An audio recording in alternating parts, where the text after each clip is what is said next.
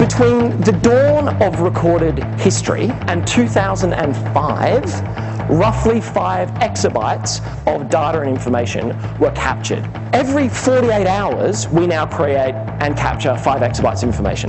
Every 2 days, we create and capture the amount of information that existed for 4,000 years. Does anyone else feel like their inbox is getting a wee bit full? By the time Ivana wakes up, she is receiving 10 emails per minute from people she's never met before offering to help. And I don't mean just like, oh, like help, help, do you want like a high five and a hug? Help, help. Someone has, I kid you not, someone has found Sasha's address, driven past her house, videotaped it and uploaded the tape to the internet with a note that says, this is the address. I told you, the wrong phone to steal, right? Journalist in the New York Times gets in touch, says, this looks interesting, front page of the New York Times Online, picture of Sasha, headline, crime in New York. But they're all British now, crime in New York, right? It launches a chain of events that honestly has redefined the way I have looked at workflow and the workplace, and forms the basis actually of, I think, the future of the workplace and the future of collaboration. What you've got in that Ivana story is a whole lot of people with disparate, varying, almost non-overlapping areas of expertise, almost non-overlapping spheres of influence, coming together. No one's getting paid or managed, by the way, but coming together and chipping in what they know and what they can do at the right time in the process to help achieve a collective outcome. If someone asked me to sum up the office of the future in 2 words, I'd say that's it. It's disorganized collaboration. How did Sony manage to not invent the iPod? What did Sony own at the turn of the century? The Walkman, absolutely. My parents have told me about them. They were this big and you carried them around. Ah, come on. What else do they own?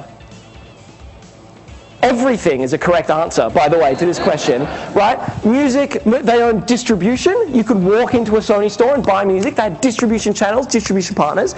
Every single piece of the iPod puzzle was owned by Sony. Peter Gruber, who's the ex-vice president of Sony Pictures, was asked specifically, Peter, how did you manage to miss the iPod? And what he says is, we wish we invented the iPod. He said the reason we missed it, these were in his words, is that we were so deep in the silos. We were so deep. Yeah, we owned everything on earth, but pictures, didn't talk to music, didn't talk to digital distribution, didn't talk to home electronics. We were so deep in the silos, we missed the innovation that sat in what he called the white space, the money in the cracks, the gap between the silos. Like, if we all knew what we all knew as a business, we would be unstoppable. But we can't do that unless we capture all the information of value and then give people access to it. We need to find ways to create organizational value from individual brilliance.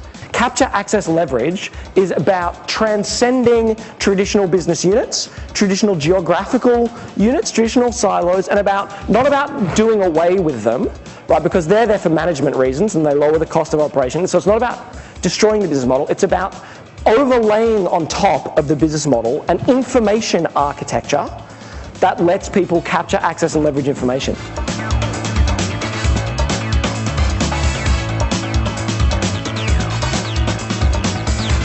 $740 million people have done it with their social stuff on Facebook. If it was a country, it would be the 5th largest by population in the world. Also be a very young country full of people I don't trust to run a bath, let alone a country. But that's a story for another day.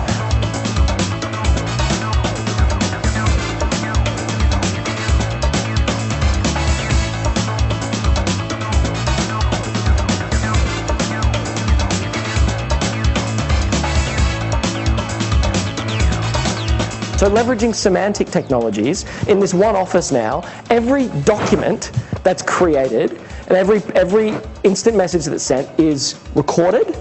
It's analyzed by semantic systems that look for meaning in the document and they apply tags and labels. And then when you're working in real time, your computer is looking at what you're writing and it's checking it against things that other people have been working on to put in your way things that will help. Oh, you're writing a document and airline pitch? Have you considered chatting to Jake? He's done the same thing recently. Oh, you're writing a new systems document. You know, we just created one in London. Like, this could really help. It's taking people out. So when I talk about the funky fringe, that's not just cute, cool stuff, right? You're talking about optimizing businesses to the tune of tens to hundreds of millions of dollars.